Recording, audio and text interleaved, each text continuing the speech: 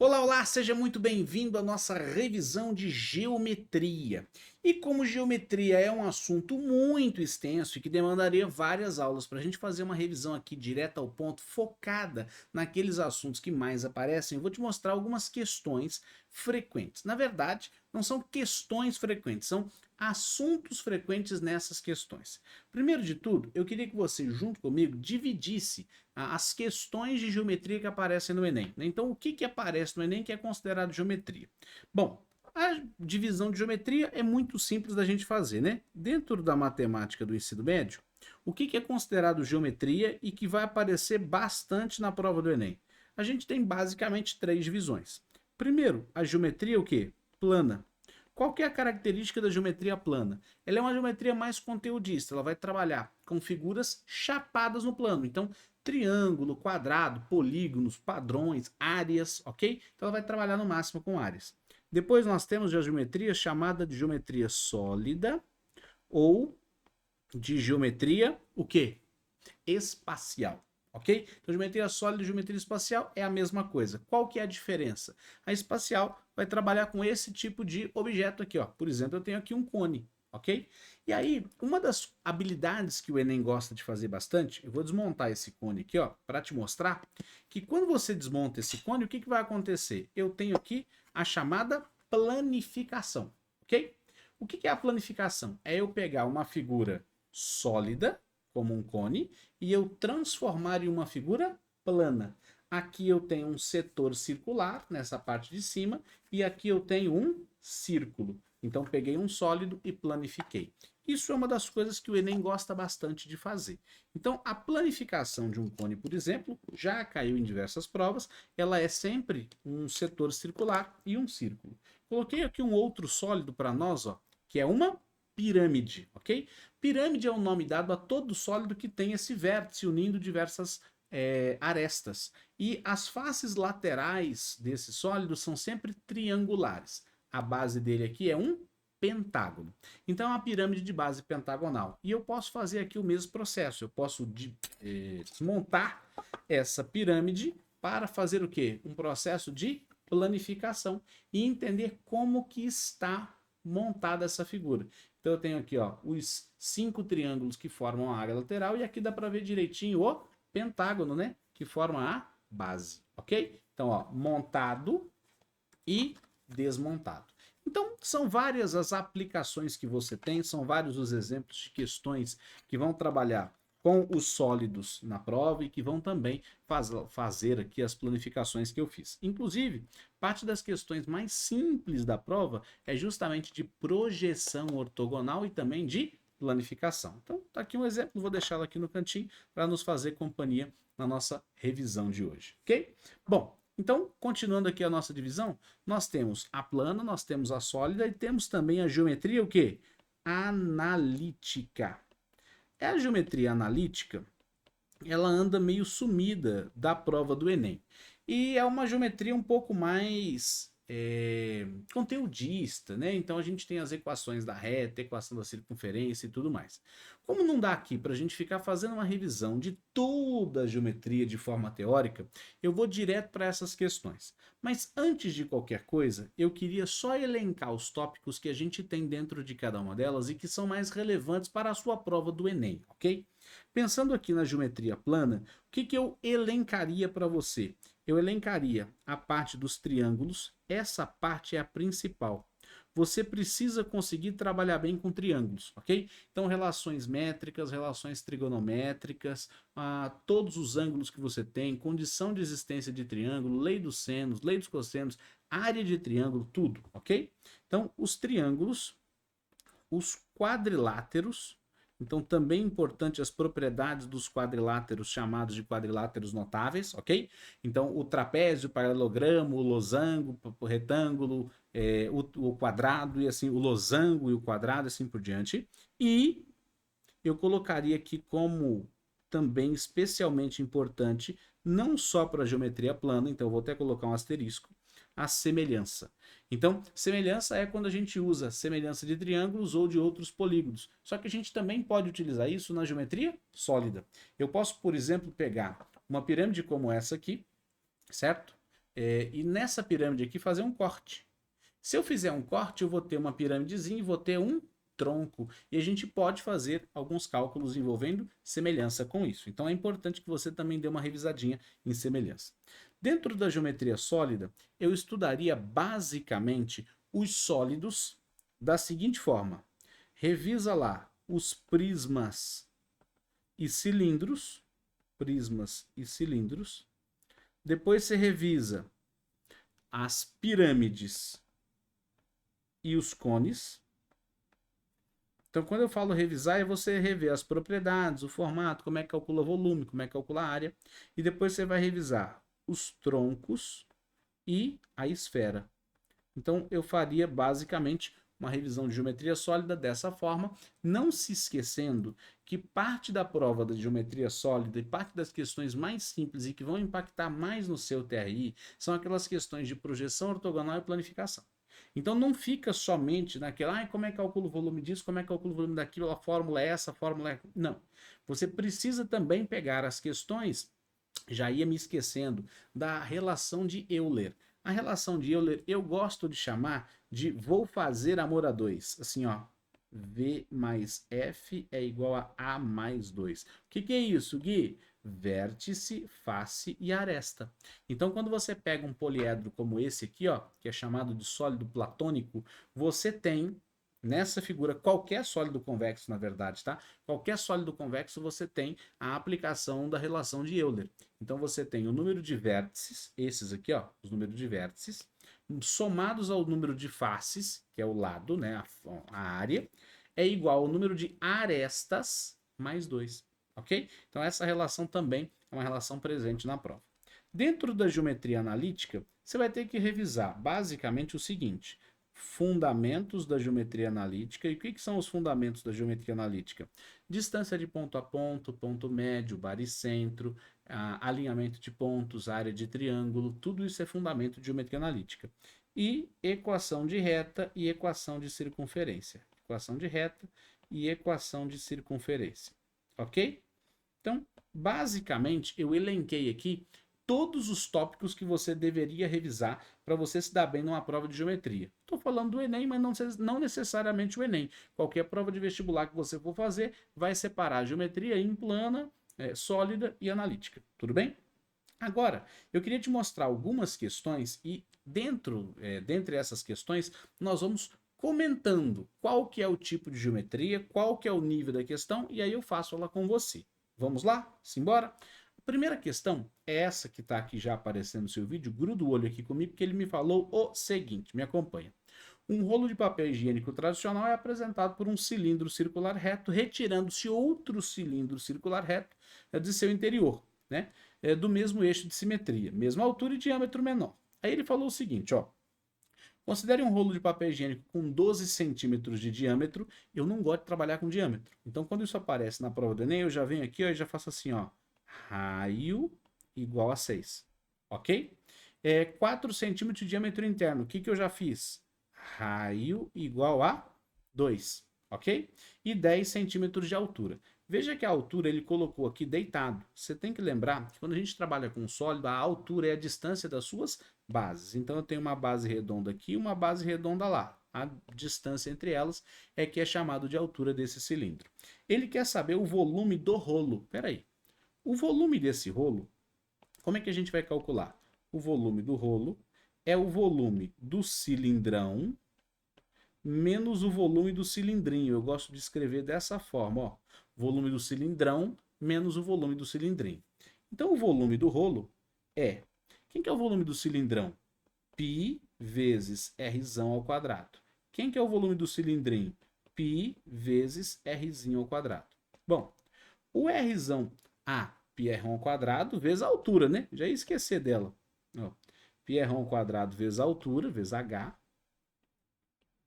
E πr ao quadrado vezes a altura. Como a altura é igual, o que eu faria aqui? Esse π e essa altura, eles se repetem, não se repetem?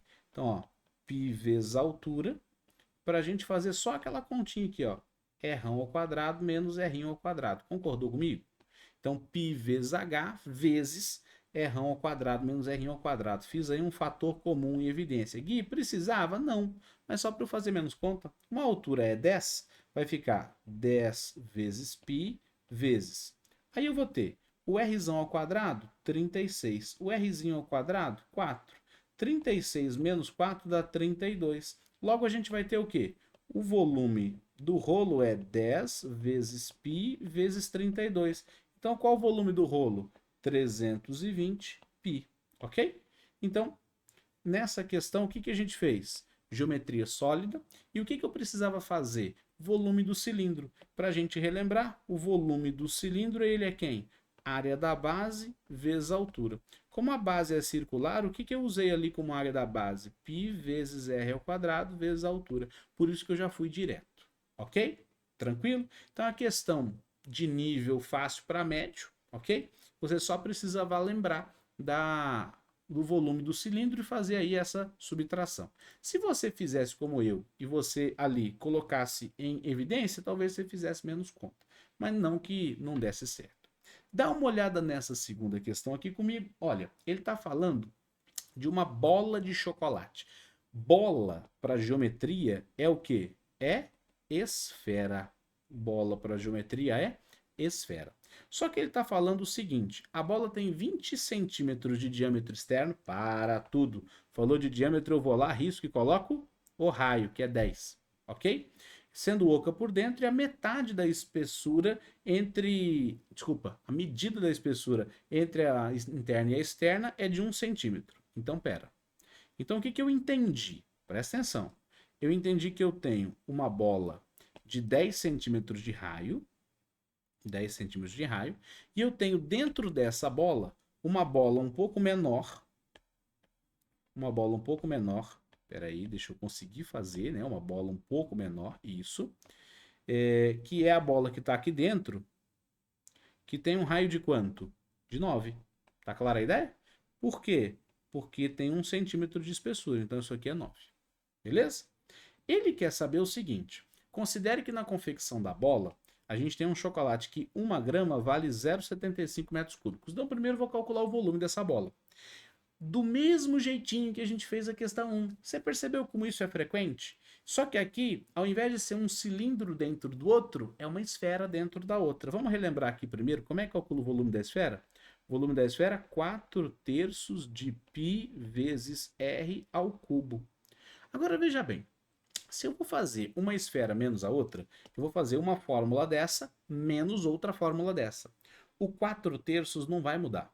E o π também não. Quem que vai mudar? Somente o r. Então o que eu vou fazer? Olha que legal.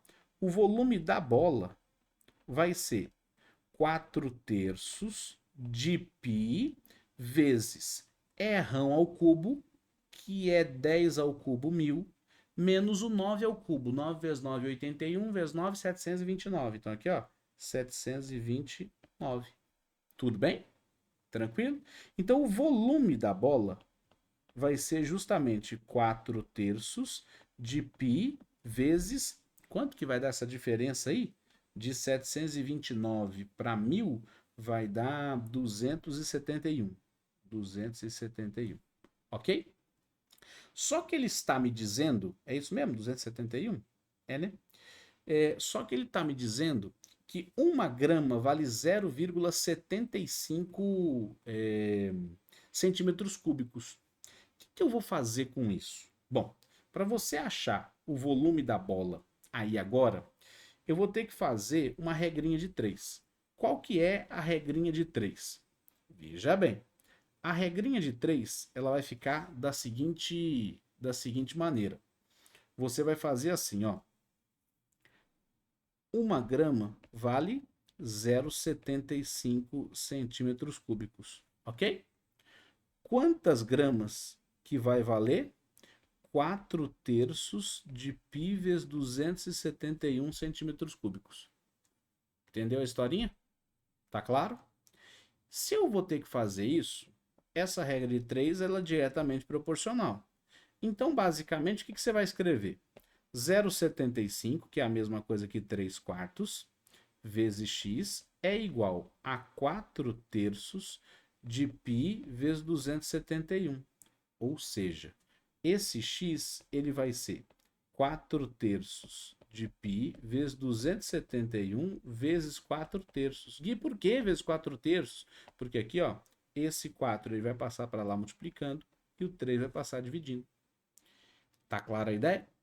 Então, quanto que vai ser isso? Vai ser 16/9 vezes 271π, ok? 16/9 vezes 271π. Veja bem agora, aqui nas alternativas, ele já deixou mais ou menos uma fração montada, certo? Então, o que eu penso aqui? Precisa fazer a conta toda. O sobre 9 já está garantido, então eu excluo essa e excluo essa. Aí eu te pergunto, veja bem, 16 vezes 270 vai dar 300? Não dá. Vai dar 4.000? Pode ser que sim. Vai dar quase 20.000? Não tem como. Então só pode dar o quê? A letra C. 4.336 π sobre 9. E assim você consegue economizar tempo no seu Enem. Apesar de ser uma questão média, uma questão demorada de você fazer, você consegue economizar tempo no seu Enem sem fazer essa conta. Então, basicamente, o que a gente fez? Volume da bola maior menos o volume da bola menor. Você já imaginou a trufa da Cacau Show? Na trufa da Cacau Show, o que você tem? Você tem uma casquinha de chocolate que é feita como? Você tem uma bola dentro e uma bola fora. Você coloca a massa do chocolate, faz um processo para que forme-se aquela casquinha. Quando você esfria a temperatura, o chocolate deixa de ser líquido e formou a casquinha. Basicamente é isso que ele está falando aí. Tá clara a ideia? Só que é um pouquinho maior, né? Que a bola tem 10 centímetros de raio, então é uma bola maior. Questão de número 3, para a gente mudar um pouquinho o foco. Então a primeira e segunda questão foram de geometria sólida. A terceira questão também é de geometria sólida.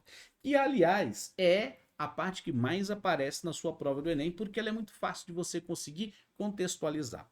Na parte da questão 3, eu até coloquei as tabelas aqui, ó, porque não cabia para colocar na mesma página, fica muito ruim de ficar descendo. O que ele me falou? Ele falou o seguinte, ele falou que uma cidade enfrenta um racionamento de abastecimento de água para minimizar os efeitos da falta de água, O gerente do hotel pretende substituir a caixa d'água existente no reservatório. Aí, ele falou que o consumo médio do hotel é de 10.000 litros. Ele falou que, mantido o consumo médio diário, o gerente quer que o novo reservatório, uma vez cheio, seja capaz de suprir o hotel por 6 dias. Ok. O espaço que o hotel dispõe para instalar o reservatório tem formato retangular com largura 5 e comprimento 6. Então ele tem um retângulo 5 por 6. O gerente analisa 5 opções disponíveis e ele quer saber qual que é o reservatório que a gente tem. Veja bem, nós temos reservatórios retangulares, nós temos reservatórios cilíndricos. Eu tenho um espaço de 5 por 6. O primeiro reservatório não tem como. E por que não? Ué, porque ele tem 6 de largura por 6 de comprimento. Não dá. Eu tenho 5 por 6, não 6 por 6. O segundo reservatório 4 por 5 dá e o terceiro reservatório 5 por 6 também dá. O reservatório cilíndrico R4, esse aqui, ó, não dá, porque ele tem um raio de 6. Não tem como ele ter um raio de 6 e caber. Porque se ele tem um raio de 6, ele tem um diâmetro de 12. Percebe? Então não tem como ele caber. Esquece esse reservatório 4. E o reservatório 5 também não. Porque se ele tem o raio 4, ele tem o diâmetro 8. Não tem como eu colocar algo que vai ocupar 8 por 8 dentro de um retângulo de 5 por 6. Então, no final, eu fiquei só entre dois reservatórios. O reservatório 2 e o reservatório 3. E aí eu só preciso fazer a conta para saber qual deles que vai suprir a minha necessidade de quantos litros? 60.000 litros. Como é que eu sei que é 60.000 litros? 10.000 litros por dia, 6 dias sem abastecimento. Como é que vai ficar isso? Olha, 4 vezes 5, 20, vezes 2,5, 50.000 litros. Não deu, só pode ser o reservatório 3, mas só para você não me xingar, 5 vezes 6, 30 vezes 2, 60.000 litros, ok? Então, reservatório 3, alternativa C para essa questão. Uma questão mais tranquila, uma questão mais fácil e que, se você tiver um olhar sobre o espaço que você tem em relação ao reservatório que você está trocando, você já elimina várias de uma vez só. Deu para entender? Então, Esse tipo de questão que eu te mostrei aqui, eu geralmente chamo carinhosamente de questão de contaiada. Por quê? Porque você tem ali o reservatório 1, 2, 3, 4 ou 5. E geralmente o que vai acontecer? Você vai ter que escolher um deles. Na maioria das vezes eu vou ter que fazer todas as contas, mas você percebeu aqui que a gente consegue perceber quais os reservatórios que cabem no espaço delimitado e quais aqueles que não cabem. E por isso consigo facilitar muito a minha questão e dar uma acelerada na resolução. Lembra, o que vale no Enem é você fazer o maior número de questões que você conseguir dentro do tempo estipulado para a prova. Não adianta nada você falar, Gui, eu consigo fazer 45 questões de matemática em 5 horas, porque eu tenho que fazer natureza. E 5 horas é o tempo total de prova. Então eu tenho para matemática no máximo 2 horas. Mentira, no máximo 3 horas. Se fosse dividir por igual, 2 horas e meia, 2 horas e meia. Mas o que geralmente as pessoas fazem é 3 horas para matemática, 2 horas para natureza. Tá claro? Anota isso aí, isso é importante. E vamos comigo para a questão de número 4. Eu quero te dar mais um exemplo. Olha, o que ele está me falando? Vem cá comigo, lê aqui, gruda o olho na tela. Ele falou assim: um túnel viário de uma única via possui entrada de forma de um triângulo equilátero medindo 6. Então, o que eu entendi?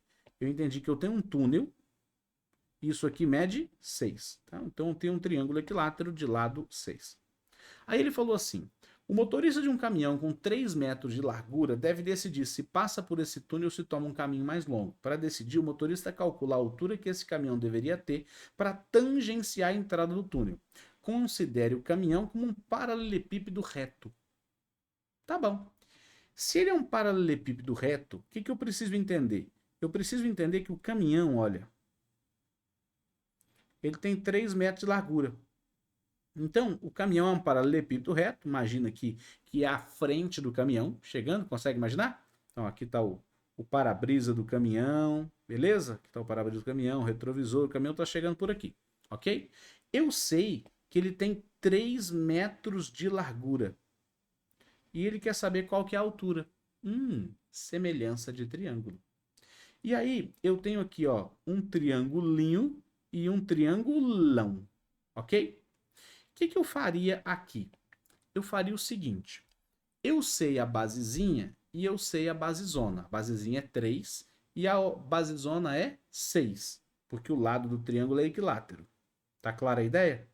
Então eu calcularia a altura do triângulo equilátero, ok? A altura do triângulo equilátero de lado medindo 3. Lembra como é que calcula a altura do triângulo equilátero? Fórmula importante da geometria plana. Lado raiz de 3 sobre 2. Lembrou, né? A altura vai ser o lado 3, raiz de 3 sobre 2. Mas espera aí.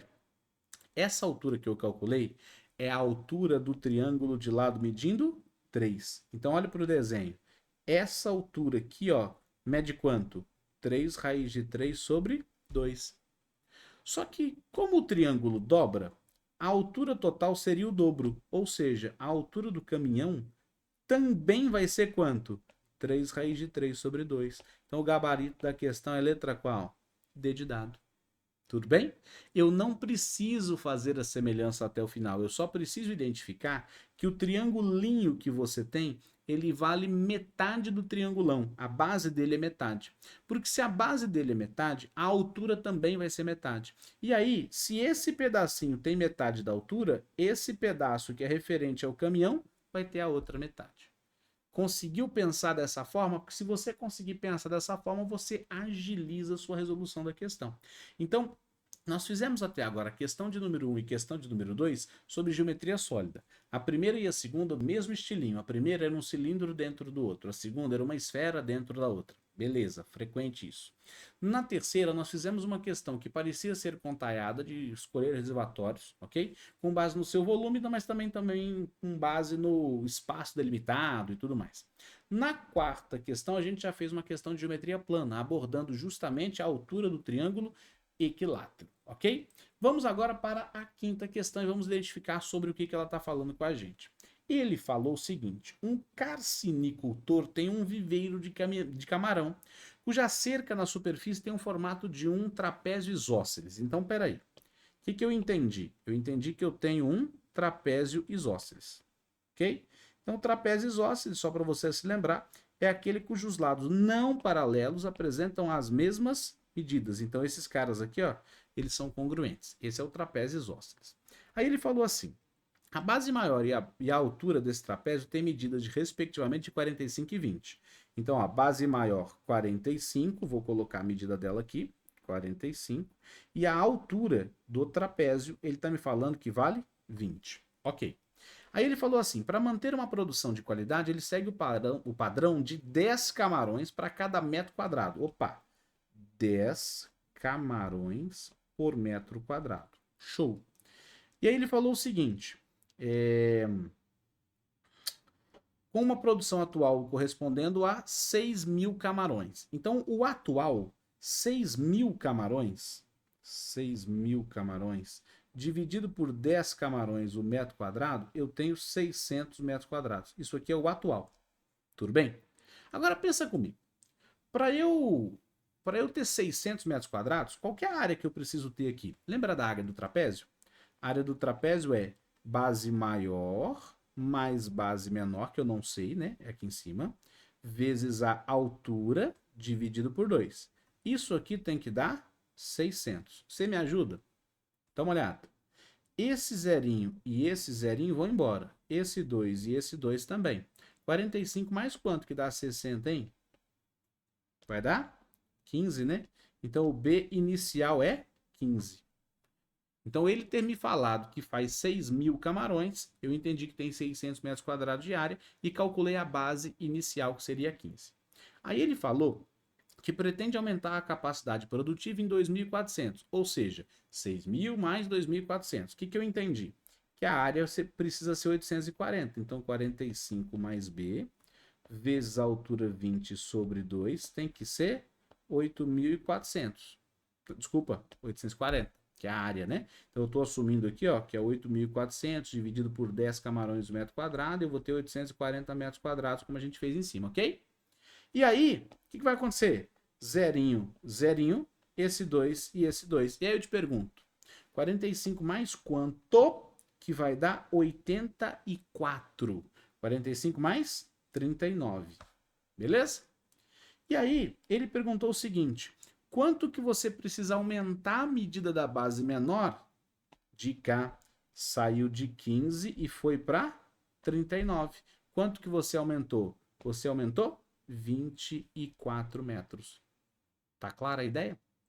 Questão de geometria plana, trabalhando quais assuntos? Área do trapézio, basicamente, ok? Aqui eu fiz umas continhas básicas, ó, com os 10 camarões por metro quadrado, mas o que essa questão trabalha realmente de conteúdo é a área do trapézio. Beleza? Tranquilo? Antes de fazer a próxima, porque vai ser a nossa saideira dessa aula de hoje, já deixa eu pedir para você.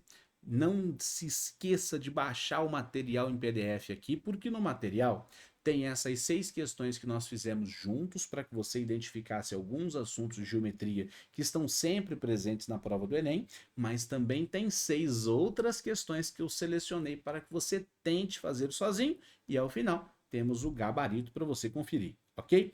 Não se esqueça também de se inscrever no canal e ativar o sininho para que você receba as notificações dessas aulas de revisão e também das resoluções de questão que eu sempre posto aqui no canal.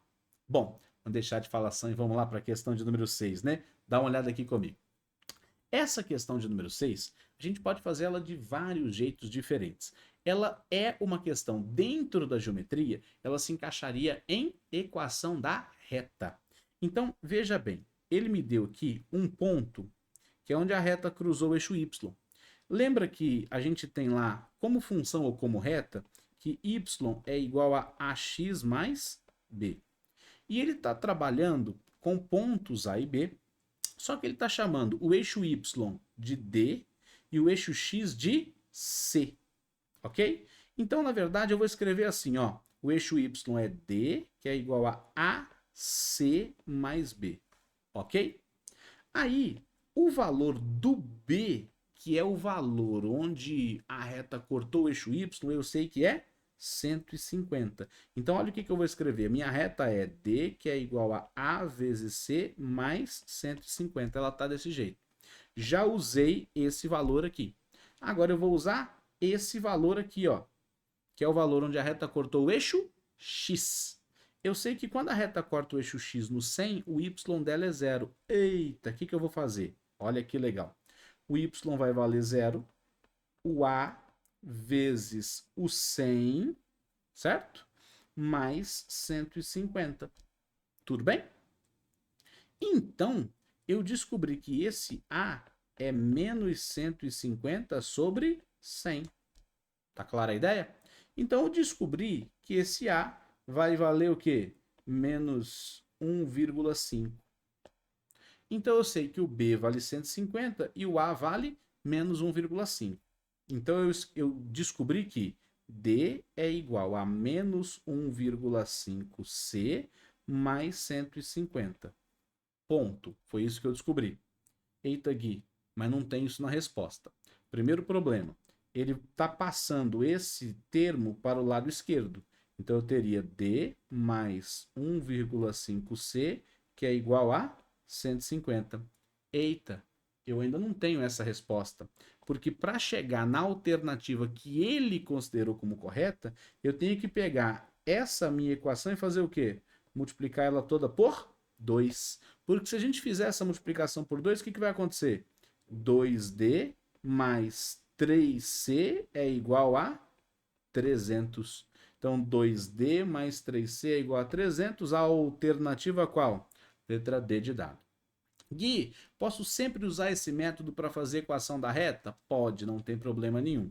Na verdade, esse método que eu usei aqui para chegar numa equação da reta, ele é o mesmo método que a gente usa para fazer uma função. Quando você tem uma função do primeiro grau, uma função afim, você também utiliza esse mesmo método para chegar na lei de formação dessa função.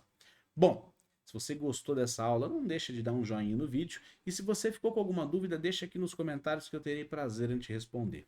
Se inscreva no canal porque terão mais aulas como essa de revisão para a sua prova.